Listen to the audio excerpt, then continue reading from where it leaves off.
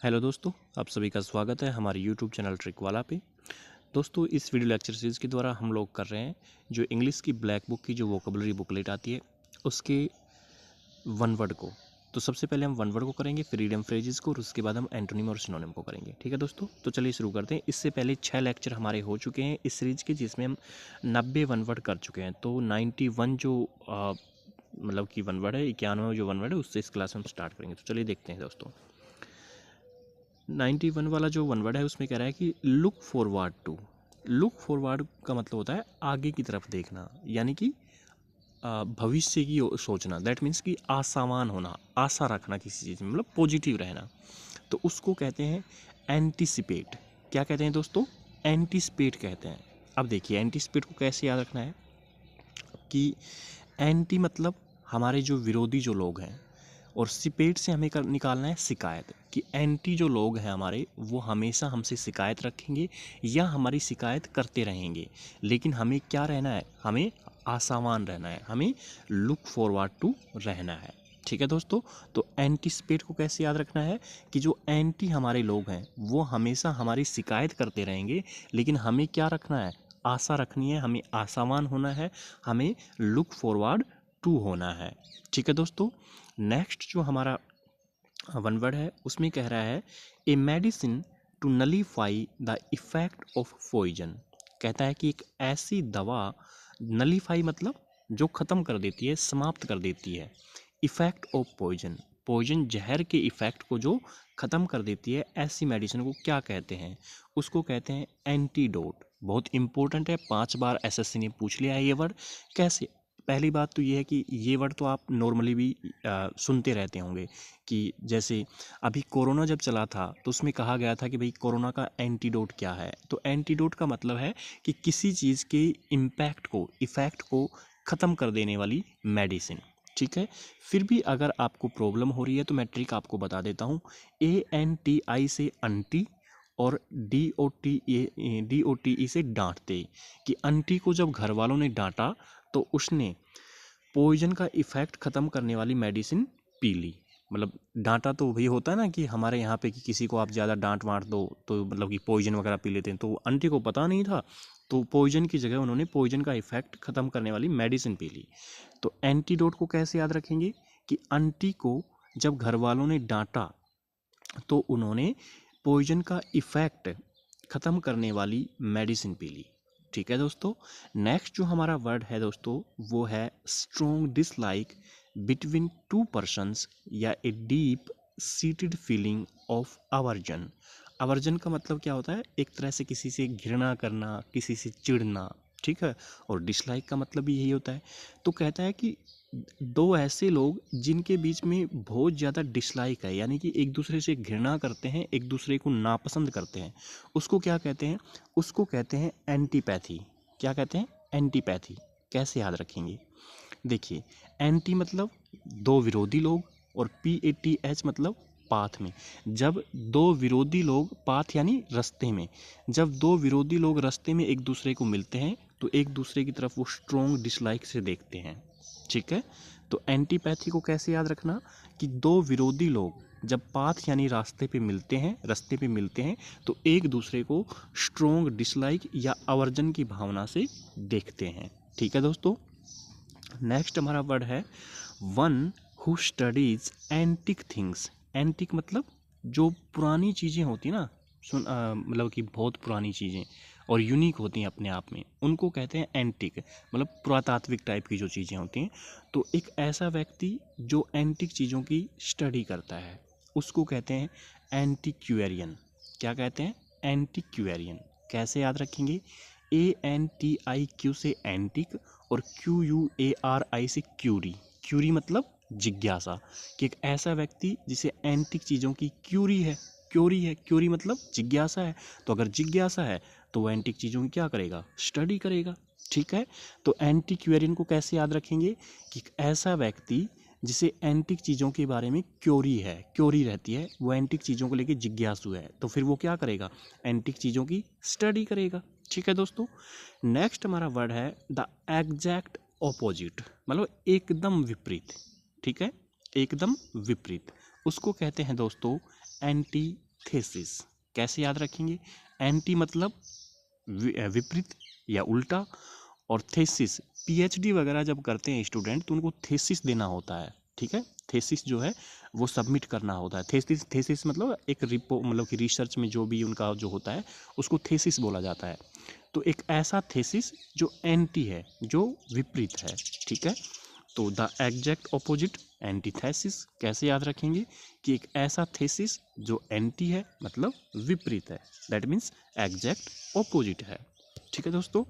Next हमारा word है words which are opposite in meaning. कहता है कि ऐसे शब्द जिनके मीनिंग ओपोजिट हैं, एंटोनिम।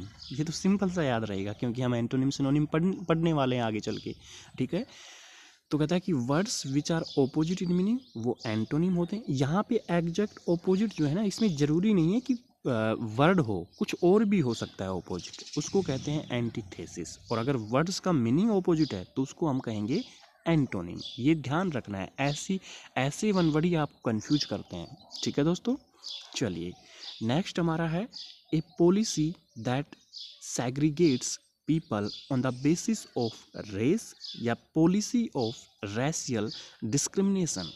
कहता है कि एक ऐसी पॉलिसी, सेग्रीगेट मतलब जो लोगों को बंटवारा करती है, लोगों को अलग करती है, on the basis of race. Race यानी जाति या प्रजाति, जाति के आधार पर। जाति मतलब जैसे यूँ समझ लो कि भाई इंडियन हैं, चाइनीज हैं, मंगोलियन हैं, ये सारी रेसिस ही तो हैं अपने आप में, ठीक है।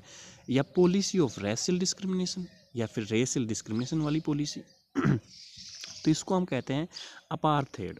क्या कहते हैं? अपार्थेड। इंपॉर्टेंट है, 3 बार पूछा गया है। देखिए कैसे याद रखना है?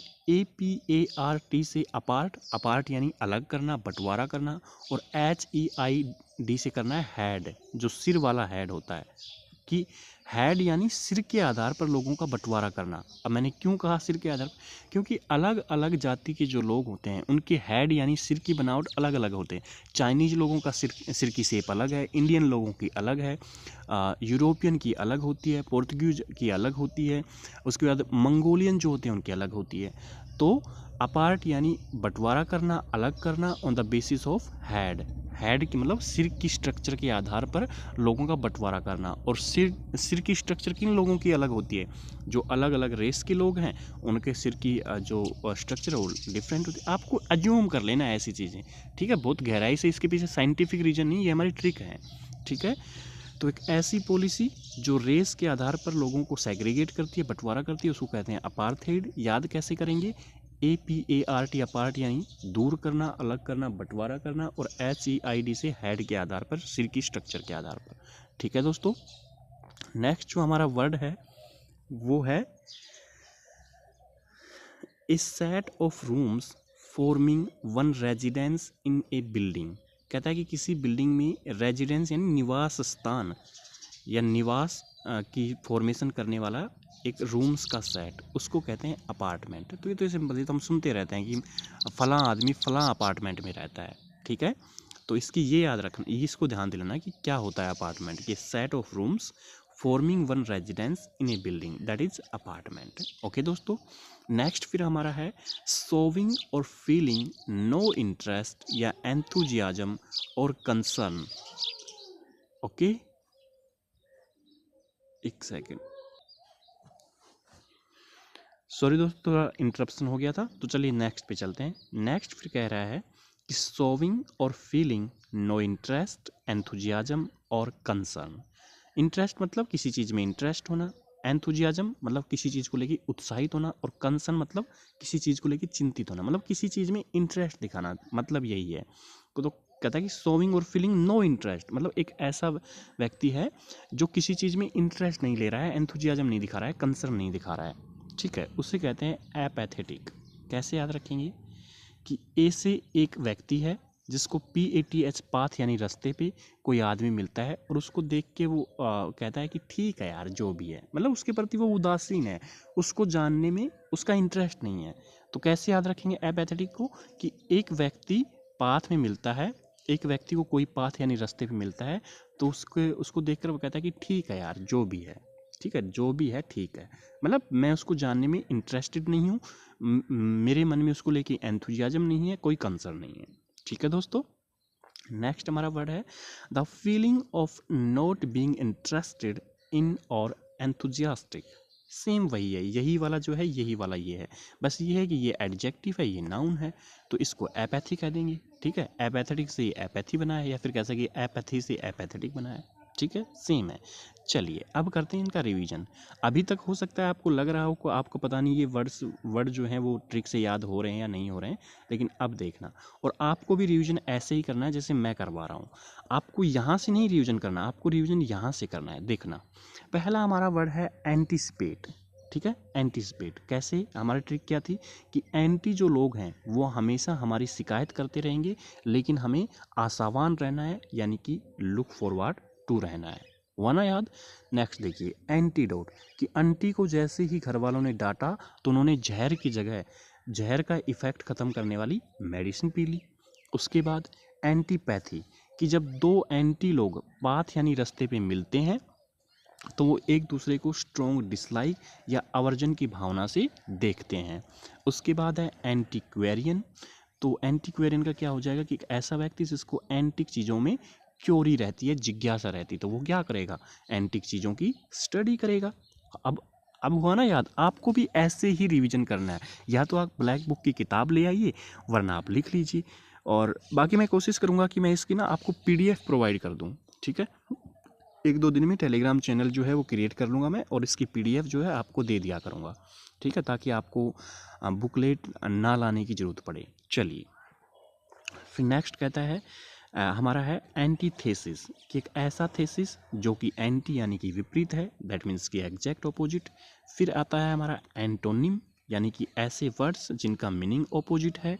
फिर है हमारा अपार्थाइड, मतलब कि अपार्ट यानी दूर करना, बंटवारा करना on the basis of head structure, यानी कि रेस के आधार पर सेग्रीगेट या बंटवारा करने वाली पॉलिसी। उसके बाद है अपार्टमेंट। अपार्टमेंट क्या होता है, एक ऐसा सेट ऑफ रूम्स होता है जो कि किसी बिल्डिंग में रेजिडेंस की फॉर्मेशन करता है। उसके बाद है एपैथेटिक, कि एक व्यक्ति को पाथ यानी रास्ते पे कोई आदमी मिला तो उसके बारे में उसने कहा कि ठीक है यार जो भी है, मतलब वो उसको जानने में इंटरेस्ट नहीं रखता है, एंथुजियाज्म नहीं है उसके बारे में उसको, और कोई कंसर्न नहीं है। ठीक है दोस्तों, और नेक्स्ट वाला भी हमारा क्या है, यही है। एक सेकेंड, थोड़ा ऊपर कर देते हैं, ये लीजिए एपैथी। ओह वन सेकेंड, एपैथी। एपैथी भी क्या होता है, एपैथेटिक से बना है, मतलब कि feeling of not being interested in और एंथुजियास्टिक। ओके दोस्तों आज की वीडियो में इतना ही। हमारे 100 जो वन वर्ड हैं वो कंप्लीट हो चुके हैं। अब कल जो है मैं क्या करने वाला हूँ, 1 से लेकर 100 जो वन वर्ड हैं उनकी रिवीजन क्लास अपलोड करने वाला हूँ, और रिवीजन यहीं से करेंगे हम लोग, यहाँ से हम लोग रिवीजन करने वाले हैं। ओके दोस्तों, हम कहाँ से रिवीजन करेंगे, हम यहाँ से रिवीजन करेंगे। तो 1 से 100 जो हमारे वन वर्ड हो चुके हैं उन सभी की कल रिवीजन क्लास होगी दोस्तों।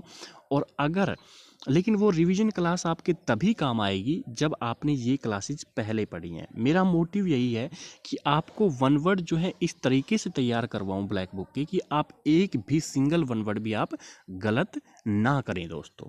ठीक है दोस्तों, तो कल हमारी रिवीजन क्लास होगी 1 से लेके 100 जो वन वर्ड है उसकी, और उस सीरीज को हम नाम देंगे हमारी सेंचुरी सीरीज। ठीक है, तो ब्लैक बुक जो इंग्लिश वोकेबलरी है उसकी जो वन वर्ड है उसकी सेंचुरी सीरीज रहेगी। और सेंचुरी सीरीज का मतलब यही होगा कि जब हमारे यहाँ पे 100 वन वर्ड कंप्लीट हो जाएंगे तो उनकी वो रिवीजन करवाऊंगा मैं वहाँ पे। ठीक है, यहाँ से, ताकि आपको चीज़ें एकदम पक्का हो जाएं।